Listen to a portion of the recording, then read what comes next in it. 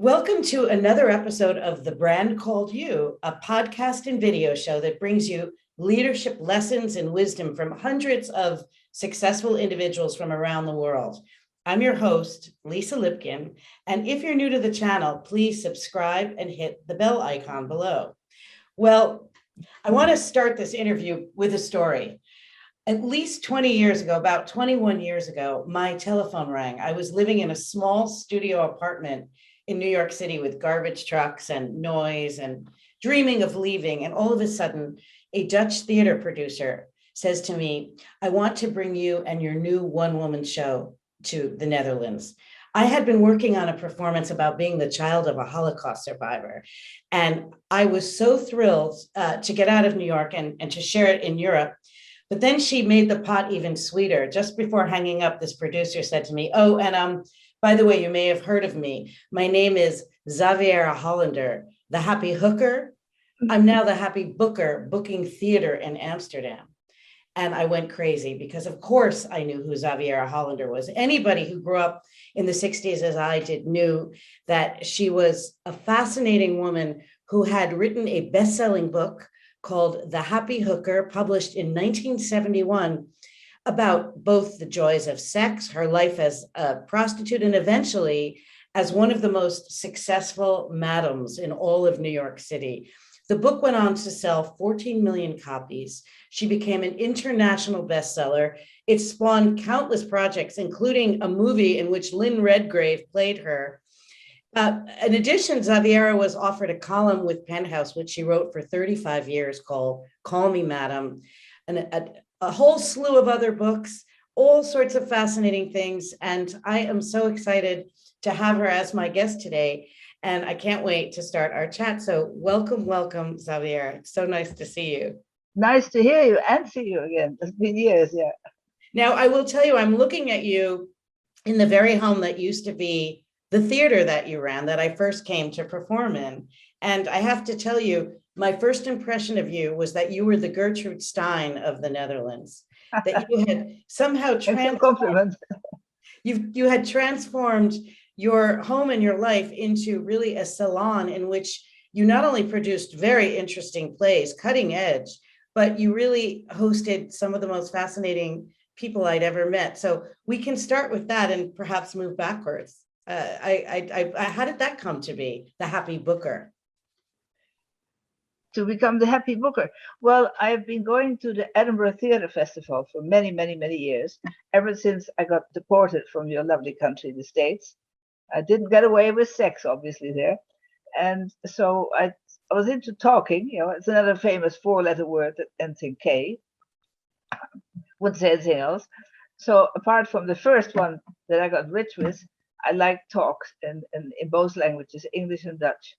And the first play I saw that I really liked was a Polish play, Russian, based on a Russian writer. And it was about a one-man show with one bulb, one lamp, and one stool. So I didn't have a stage yet or nothing. And it was about his trip from Moscow to Petushki. It's called Moscow Petushki. And the guy gets very drunk. Anyway, long story short, he goes back and forth, doesn't know if he's coming or going, like some men don't either in real life. And when I asked him, I saw him in Edinburgh, can you come to Holland and do the play? He says, yes. Can I do it in Polish too? I said, yes, of course, because we had a large group of Polish Jewish intellectuals. I had friends in that circle. So he got very drunk in the basement first, rehearsing, and he was excellent. And from that on, I have done terrific plays. And it's kind of stopped now. And it's very interesting. I don't know if you know this, but when I came to perform my show, which was somewhat poignant and somber, all of your animals in your house were in heat. And I was in the middle of a monologue on the Nazis, and suddenly the cat climbed on stage and started going, "Woo!"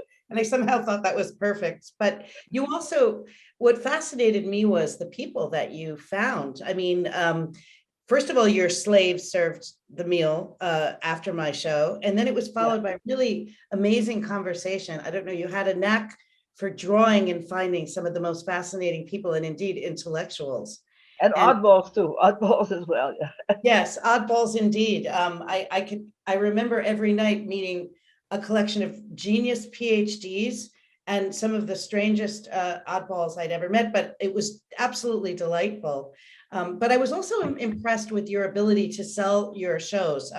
As anyone who's ever produced a play knows, the selling of the show is more, in some ways, more important than the show itself, because without an audience. And I wondered if you had honed your skills early on as a madam in New York, the selling of things.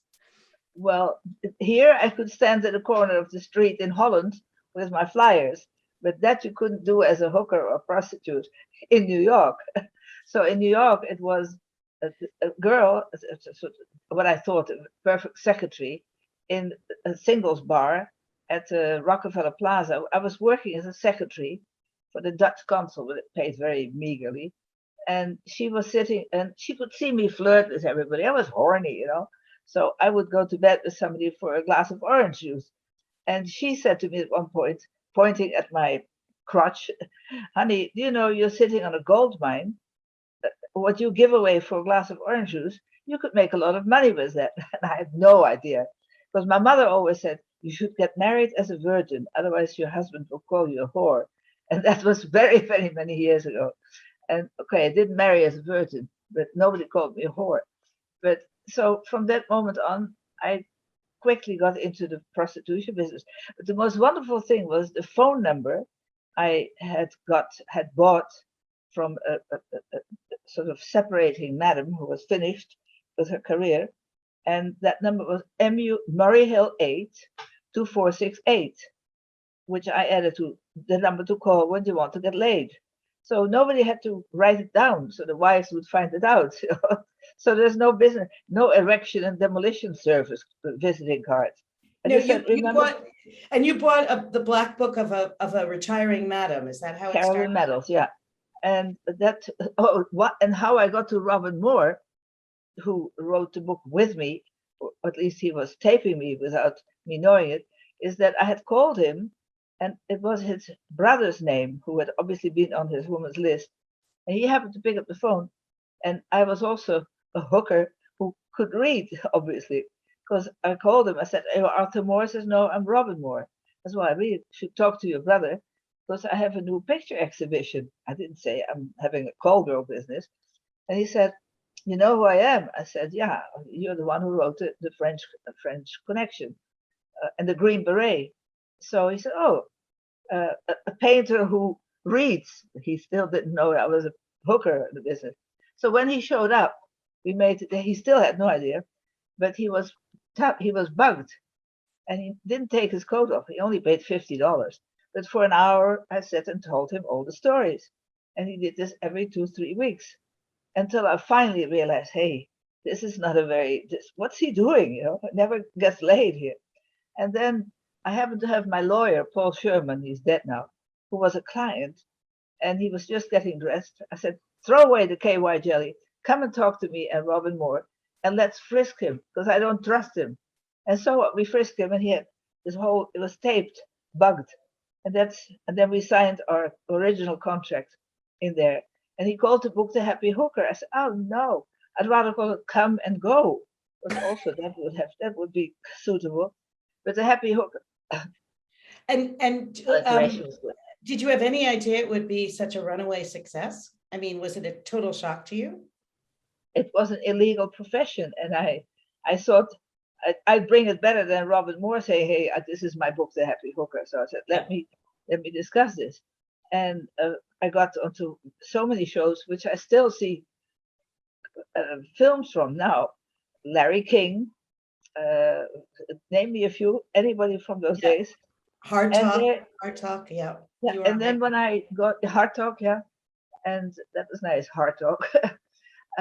But I was the first one who was allowed legally on print to use 4-letter words instead of 3-letter words. You know, like I don't know how far I can go in your program. Well, we can use our imagination, but I wanted to just ask you, you know, you you were a madam in the late 60s, and your book came out in the early 70s, and it really seemed to coincide with this sort of second wave of women's lib, Gloria Steinem, Erica Jong. Yeah.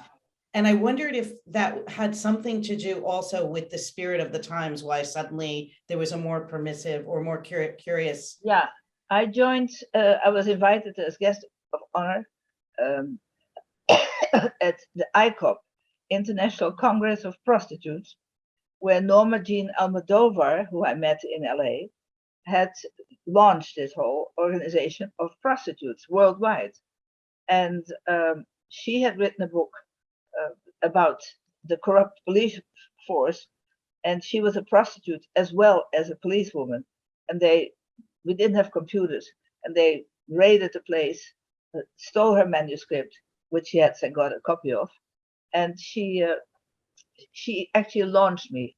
Then I met people like Annie Sprinkle, who is now also in her late 60s, and she's biggish, but she's still doing great things, you know. And Veronica Vera became one of my best friends. She has a school for boys who want to be girls, for transvestites.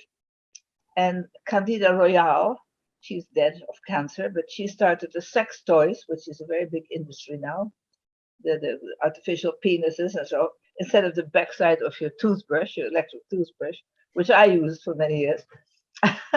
So anyway, but we didn't have this Me Too business, which is poisoning everybody in Holland now. Even if the men are not guilty, they get accused of something that happened 40 years ago. Well, I think you're bringing up an interesting point to me, who about 15, 12 years younger than you, but already there's a shift in that.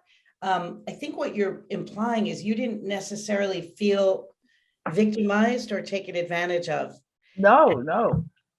And do you feel that, how do you think your mindset was different? Zaza Gabor, who's dead now, had married 7 times wealthy people, very wealthy men. And if that isn't the kind of hooking, I don't know, because she ended up alone with a palace and a much younger husband. So that wasn't called Me Too affair. She just sucked those people dry financially. I don't know what she did with the rest, of course. But there were lots of movie stars. Guylaine de Mongeau, Brigitte Bardot. They all started, Claudia Cardinale, they all started off as prostitutes. And they all basically started with the directors of the films. And some of them, not Einstein, but somebody with Stein in it, he got caught many years later. But so, I mean, what you're saying is they use the system and they use their bodies to secure power. But is that a good thing? I mean, now. It's clever. I'd say it's clever because they got where they wanted to come, of course. But now you can't even look at a young girl. We now have what we call a Dutch, very famous singer, Marco Borsato, handsome man in his 60s, who's worked for 30 years with a woman as his assistant in his career. He had a wife and kids and all that. He was known to be a flirt. But now suddenly, after all those years, this woman's daughter, she got fired because his job ended. And now she found the diary of her daughter when she was 15, where she says, Marco has inaugurated me, he's had sex with me. And now they make a massive, massive case about it.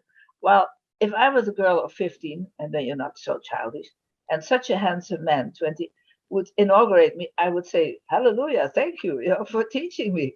Because sometimes those girls are provoking it also, but now the poor guy is ruined. So that's the Me Too affair, which I don't like.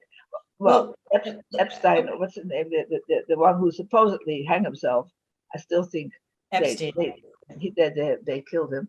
And now Ghislaine is going to get massive pimping fines, I'm sure.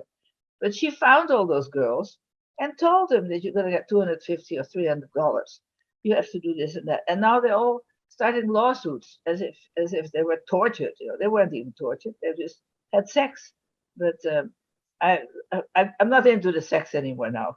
No. I love the other famous 4-letter word called talk, which ends in K. Yes, but you're definitely very unabashedly, unpolitically correct, and I would expect nothing less from you. But I want to switch I want to switch to your early days because most people, they only think about you when they think about the multiple books you've written, including your column for Penthouse, as a sex author. But actually, I think one of your most profound books was called Child No More, about the Yeah, death of your mother. And I'd love to yeah. hear how that was inspired and maybe how it affected you as a person.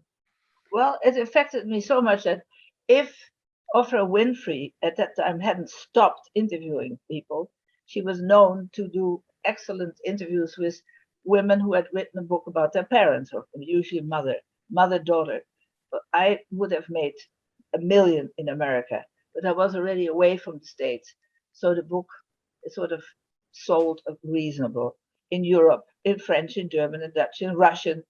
And but I think it's one of the nicest books, the most emotional books I wrote.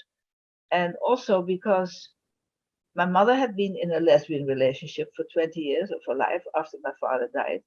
I was in a lesbian relationship. And when we were together at her deathbed, the nurse said when she had closed her eyes, "This is the most harmonious ceremony I've seen." And that's the way I felt about it. But my background is really Indonesia. And this is where a psychiatrist, who of course had to see after the Japanese internment, said there are two kinds of people coming out of the war. Either they're the survivors, like I am, or they're the oy vey. Yeah, I lost my family. So I became a survivor, and I actually a solo performer. And I never really needed somebody to support me. I'm very happy now. I'm married to the most beautiful man in the world Well, who looks after me. let me go back and just give a little context. You were not born in the Netherlands. You were actually born, Xaviera de Vries, and in Indonesia, correct? Yeah.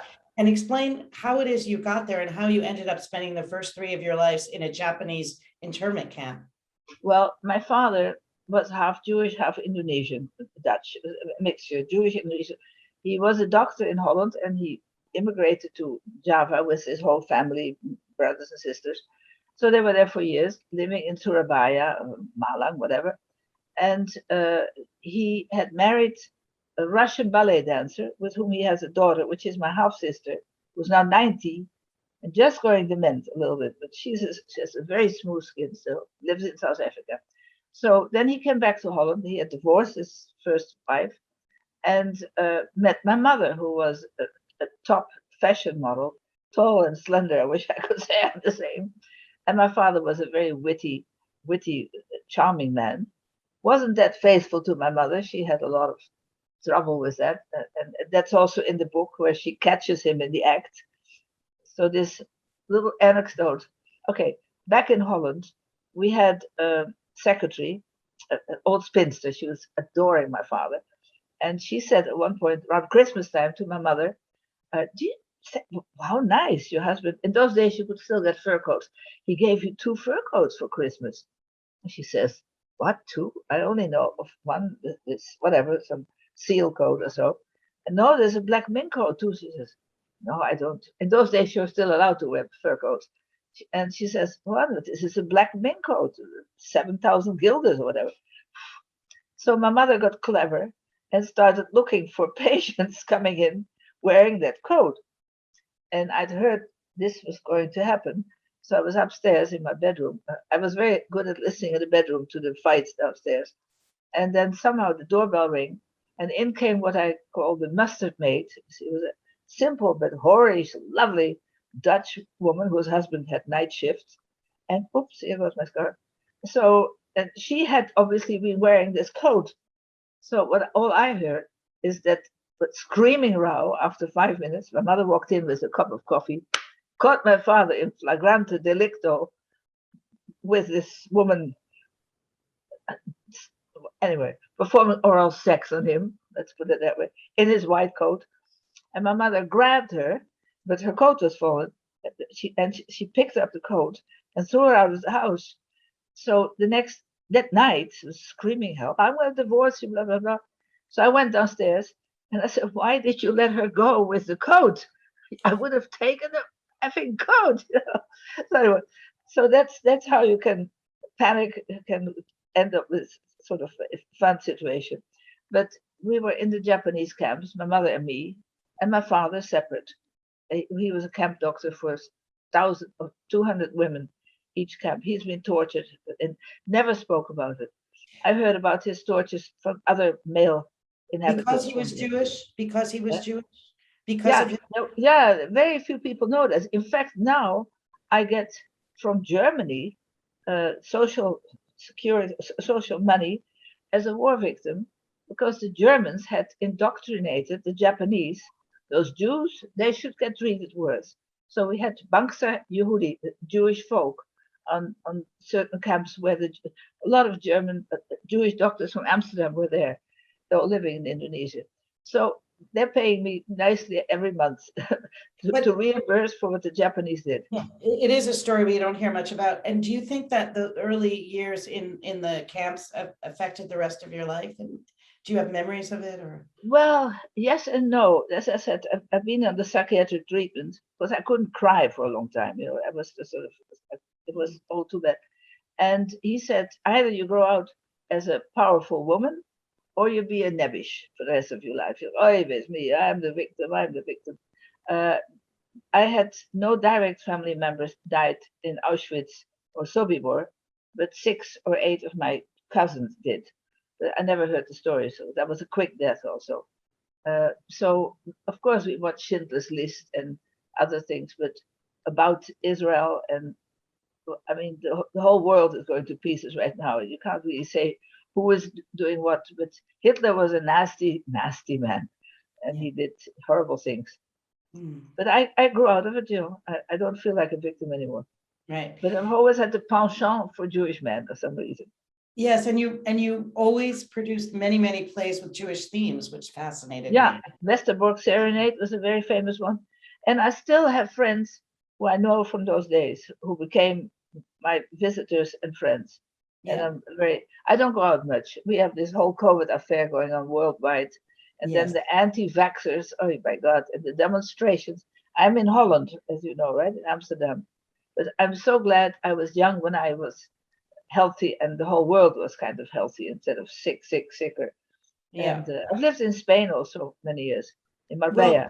and you're working on a new book now, aren't you? About all the secrets that you hear in you now run a bed and breakfast. I should mention you're in your 1200th invention called the isn't it the Happy Sleeper now? Your bed and breakfast. Yeah, happy, happy. I've actually finished last week uh, 2 books. I call it Wall Talk, If Only the Walls Could Talk. One, which is called The Bird of Paradise, and that's from my days in Spain and etc., my travels and all my adventures. And then book 2 got so full is called Xavier's Happy House. And there are some odd characters who were guests here or friends or orgies. There's everything from SM fetishism to well, I did all the kinky things. And my lesbian side, my bisexual side, polyamorous, they call it now. I was never much into polyamorous relationship with my lovers, but I'd go alone to orgies, and putting your key in a bowl and switching with your neighbor or whatever. I wasn't that good at it. I picked my own victims, but I'm now very happily married for 16 years to a very faithful man. And you met him, right? Well, I And met him. I met him when you met him. yeah, And uh, does monogamy suit you these days? yeah, very much so. Well, I've had some bisexual affairs with women, but he allowed it, he tolerated it, but I never would move somebody in. And the girl that I know for many years is called Dia Huizinga. She is a Dutch poetess and she's a swimmer. She's totally into the gay scene. But she's all out also with the LBGG or whatever they've got this long name, this rainbow thing, and she trains gay men how to swim, and how to do matches and so. I'm not into that, but I know a few very nice women, and sometimes I see somebody on television. Oh God, she's my type, but that's it. We don't do any more hanky panky. You mentioned to me that where your priorities lie now are on really sustaining long-term friendships. I'd love to Yeah, hear your I thoughts. miss you. I miss you so much. Also, I mean, it's crazy times. I can't wait to be there again. But Yeah. tell me about, as you reflect, some of the things you want to really kind of focus on in your life now. Well, staying healthy is, or relatively healthy. I used to fall a lot. I don't know. I wasn't just a fallen woman. I used to fall a lot. And then it turned out I had to get both meniscus knees fixed in Spain. And at the same time, the same doctor who did that gave me every year a very nice injection to soothe some of the pain in my leg or in my back or my shoulder. And only once. It was quite expensive. I never knew what it was until I had more pain and I got a shot here and a shot there and a shot there. And then I got really ill. And then I found out he'd been pumping me full with cortisone, which you can't do. It really, I got osteoporosis or arthritis, but it's a lot less and painful. It's just that I don't walk a lot anymore, but I've got a husband who's a great courier and he drives me everywhere. And I don't really want to go out anymore. I have the best view from my house in Amsterdam out of the window. And while writing those books in Dutch and in English, it's very time consuming. Now I have a massive computer crash. So I got my second computer out for you now. But basically, I think when I finish World Talk 2, and I have a meeting with the publisher, a Dutch publisher in January, then I've been there, told it, said it all, and done it all. And not that I want to die, but I do see around me, especially women over 70, dying slowly, and men over 60, heart attacks, prostate cancer, hernias. They're suckers. They die much sooner than we do. So my friends are thinning out a little bit. So you can kind of rest easy and then just celebrate the friendships you have. Yeah. And we have some lovely guests permanently. They're Really? renting rooms here, which I'm allowed to do. It's my own house. And one of them is an Italian girl who was just coming in January, and she's allergic for all kinds of things, but she works for a Japanese restaurant, which you still have delivery. You're not allowed to go to it. And she's allergic for tomatoes, isn't it? But she's funny and she's hilarious. And then we have a tall German guy who's studying mechanical things, And we have a lovely other couple that met here, and they're now going to move up to the attic. So they have all kinds of, it's a beautiful big house in Amsterdam South. There's always one room for guests. So if you know anybody coming to the happy house, you'll probably get a lot of guests after this interview. But listen, I hope so. Among everything else, you're the best storyteller in the world, and I can't thank you enough for taking the time. Let me just now. Oh, how beautiful! It's my Christmas bed. Oh, that's beautiful. That's close enough, yeah. Well, Merry Christmas to you, and I know it went by so quickly, but I look forward to seeing you in person. And give my love to your parents. I still know them too. I had a great time. And I hope to see you in Holland soon. Okay. Absolutely. Thank you healthy. So much. All the best. Philip sends his love too. Thank you too. Now you tell me what to do. Bye. Thank you. Thank you for listening to the Brand Called You videocast and podcast, a platform that brings you knowledge, experience, and wisdom of hundreds of successful individuals from around the world. Do visit our website www.tbcy.in to watch and listen to the stories of many more individuals. You can also follow us on YouTube, Facebook, Instagram, and Twitter. Just search for the Brand Called You.